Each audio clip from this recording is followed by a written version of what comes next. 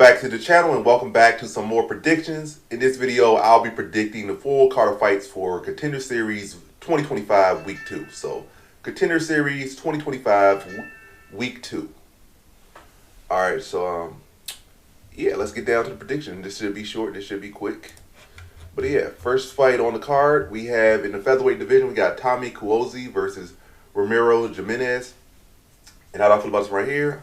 Again, I'm going to stick low confidence pretty much this whole card. Probably maybe like till week 4. Unless I see somebody that's a clear sign of, oh, I got to lock in with them. But yeah, low confidence for Ramiro Jimenez to beat Tommy Cuozzi.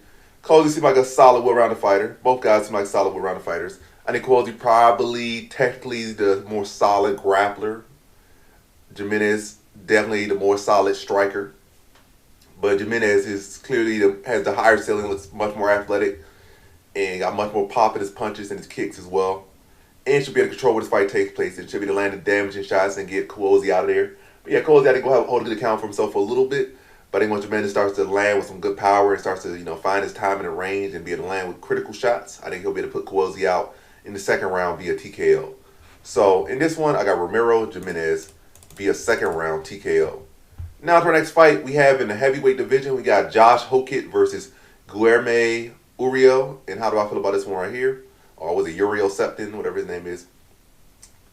The Dragonborn, the Dragon of Prophecy, whatever he would have beat. But anyway, yeah, how I feel about this one right here, I'm going low confidence Josh Hokit to beat Guilherme Uriel or Uriel, Guilherme Uriel, however he wants to pronounce it, but or Ursula. Yeah, low confidence Hokit to beat Guilherme. Both the guys, in my opinion, like they have extremely low ceilings at heavyweight. Hokit, we lost to Bo Nickel in college back in the day, like 9 times or something like that. So his build probably really that of a middleweight, to be honest. It's like he just didn't feel like cutting weight, so he just let the weight stack on him. But yeah, his height, his athleticism, his size, his strength, his power, like nothing about him says like this guy should really be a heavyweight. What he weighs in at, it says he should be a heavyweight. But as far as what he can cut down to and where his skills at and his talent level is, like, yeah, don't say anything that's going to be an astounding talent. If anything, this guy, like, a fight he should win, but it seemed like one of these types where the guy should win and go in there and get upset. But yeah, Hogan's a solid talent, but he just in one position where, are you even technical enough to be an outstanding middleweight? And then do you have the size to be a heavyweight? Or do you have the overwhelming talent to cover your lack of size at heavyweight? Like, nah, you're not no Daniel Cormier or nothing, or one of these other small heavyweights that were really talented, or Mark Hunt or something like. Mark Hunt, had that decorated striking background and the physical strength and all that stuff. But yeah, going Hokit here. Guilherme seems like he don't got no gas tank. Hokit, from that best wrestling background, and also from his fights, he's shown that he can go the distance. Uriel, in the fight, I seen him lose one fight to a guy that lost on Contender Series. Yeah, that's his only loss. And in that fight, he got a couple takedowns, but he looked tired after throwing 5 punches. Looked completely gassed after getting the takedowns.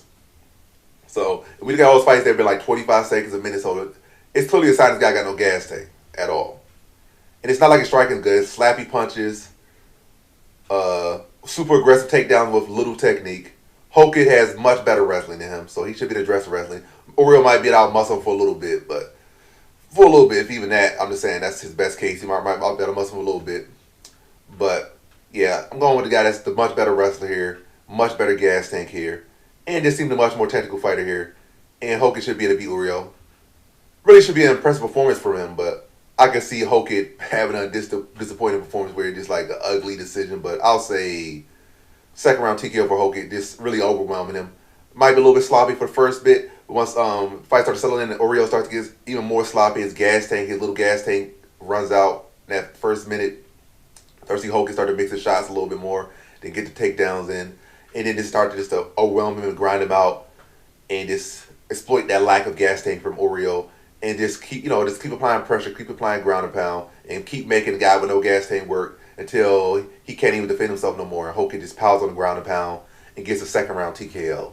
So in this one, I got Josh Hokit via second round. Let me get that right. Second round TKO. Now to our next fight, we got in the bantamweight division, we got Lewis Lee Scott versus Kashyyyk Saikumar. And how do I feel about this one right here? I'm going low confidence Louis Lee Scott to beat Kashyyyk Saikumar. And this actually won the lowest confidence on. Matter of fact,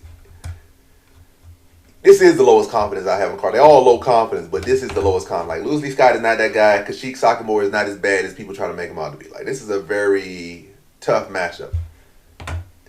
And I know for sure this guy right here ain't going to do nothing in the UFC. This guy right here, how old is he? 25. Maybe he hit puberty at like 32. You know, he might turn to do something. But right now, what I'm saying, like, this guy ain't doing nothing in the UFC.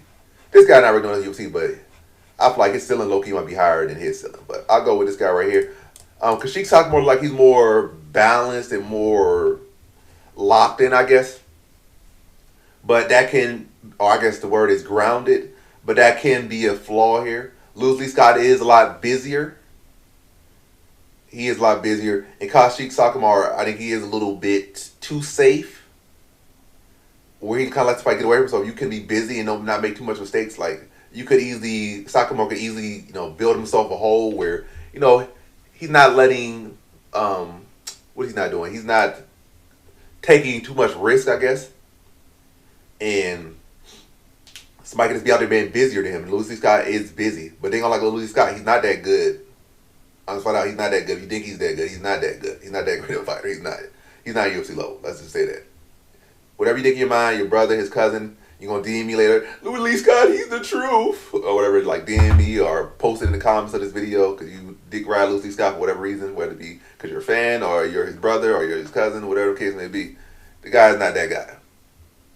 And I think it'll be a while before he can even hope to even believe he's that guy. But, yeah, Louis Scott is busy, but he'll be the smaller guy here. Was he like 5'8" versus 5'10" Saikumar? Saikumar tries to reach as well.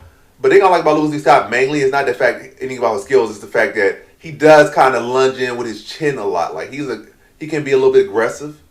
He can jump in with like some knees to the body. And now being the shorter guy here, jumping in with knees and kicks, he could run into something. Saikumar in one of his fights, I think that's his most recent fight, he was getting outstruck, but then he found that moment and was able to land a knee, knock his opponent out in a fight that he was down around 2 rounds and probably on his way to losing a decision. And Louis Lee Scott does give you a lot of opportunities to touch that chin. And a little small guy with a big head, he could run into something. So I do have my concerns here, but I'll go Louis Lee Scott. I'll just say he'll be the more aggressive fighter. He'll be the more active fighter, and that's why I'm picking him. Not because he's such amazing talent or anything like that, but because Saikumar is a little too tentative, and Louis Lee Scott at the very least will be busy. And at the very least, this is a pick-em fight, so go with the guy that's going to be doing the work rate and being active, so Louis Lee Scott. But by no means am I betting. I think that the odds on this fight are ridiculous. I think really what people are betting is like, oh, it's an Indian, free money, but you might be giving up some free money to some other people. But yeah, Louis Lee Scott here, busybody, get the decision. So in this one, I got Louis Lee Scott via decision. All right. Now to our next fight, we have in the middleweight division, we got Brandon Holmes versus Cam Rowston. And another, matter of fact, this is the second least confident pick I have on the card. But again, they're all low confident. But I'll go Brandon Holmes here. At first, I was going to look at Cam Rowston as a educated underdog here. But in actuality, I would say his recent fights that were wins were worse for me than his loss to what's his name? Torres Finney. So like this guy does train with City Kickboxing. He has won some of those little New Zealand kickboxing tournaments and whatnot. So the guy does have a much more decorated kickboxing career than this guy Holmes, and Holmes is not really even that good of a striker or anything. He got a big athletic build and he's a great athlete, but his striking definitely leaves a lot to desire. So Cam Rowston should be able to be the better striker than this guy. And then look at his wins on paper. He is getting submissions. So like, what is he evolving at? But it looked like he's improved as a martial artist, but like his striking skills de-evolve. Like, you can't improve your grappling unless your striking de-evolve. Because it's not like your grappling is that amazing. Your bread and butter should never, weaken to that degree. He was fighting this little unsung, mediocre fighter who was getting touched up on the feet. Like, that should have been easy money on the feet. You getting touched up on the feet and you won the fight via grappling. Like, I know maybe you were just more so training for grappling that fight because you're trying to work the area, but the striking did not look good. And even prior to that fight, when you look at his fight against Torres Finney and his fights leading up to Torres Finney, his kickbox fight, he does have a tendency to keep his hands low. You're not Adesanya or these other guys at your gym who are much more athletic and much better strikers than you, who can get away with that. I mean, you did get away with it in your fights, but what level can you get away with that at? Not to the level that they can. Like, they could get that away with that at, like, Uberg and Adesanya, they could get away with that, and even Volkanovski or whatever, they could get away with that, you know, at the UFC level, at the elite level of the UFC level, but you barely could get away with that at the regional level of MMA. Like, you're not that fast, your head movement not really even that good, your chin be head way up in the air, you back straight up, and you were getting touched up by unsung, mediocre, this mixed martial artist guy who probably just a part-time fighter. I wouldn't say you get touched up, but you getting touched by some power shots, notably hurt in one of these fights against a guy who was like with 3-1. And that should have been an easy fight. He was a 6 feet, you were like 6'2". Probably had like a 5-inch reach from the guy. That guy should have no business touching with the shots he was touching you with. But yeah, you went out there and showed good, you know, improved grappling. But yeah, I did not like that fight. Disgusted me, to be honest. Yes, you showed new wrinkles in your grappling, and that might help you here against Holmes, who all he does is strike. And maybe his grappling does have a big weakness. He hasn't really fought a guy that's a competent fighter that can grapple. But I gotta go Brandon Holmes there. I was not impressed with his strike, with his overall game. And I feel like Brandon Holmes, with his big physicality, I feel like even though he might not have the technique of Rowston, and even that guy was able to get up several times against him. And Holmes is a big physical body. I think he'll be a much more athletic fighter. And I think he has a higher ceiling here. I don't like a lot of things that Holmes does. I feel like Holmes just kind of like a black Sean Strickland without the skill, kind of. But like the same philosophy as far as his striking. Like, I'm not saying the same exact fighter is Strickland, but as far as the philosophy of striking, like, I feel like Holmes clearly does not, you know, put all his power in his punches. And you might say, does anybody, or should you? But it's like a case of like, he just, what would I attribute his striking like? What's he punching like? What is he punching like? Holmes is punching like you're just not trying to get tired at all. Like, your biggest concern is not getting tired. Like, he already has those big arms, he already has a big physical body, and obviously the punches don't hurt. I mean, not hurt. Don't feel good. They're gonna hurt you, but they're not gonna push you in your butt. Really, most of his punches, like 99.9% of his punches, they put like it's like he just, like, you know, you're just on a bag and you're just punching. Like, if you were just, this was at the end of your drill, yeah, you're already tired. You're just trying to. But if you're fully energized and you do it like this, you're really never going to get tired, kind of. And that's how he punches. Like, literally watching him fight, that's how he punches. He's like this, like, this punching, keep moving, walking. This literally how he punch.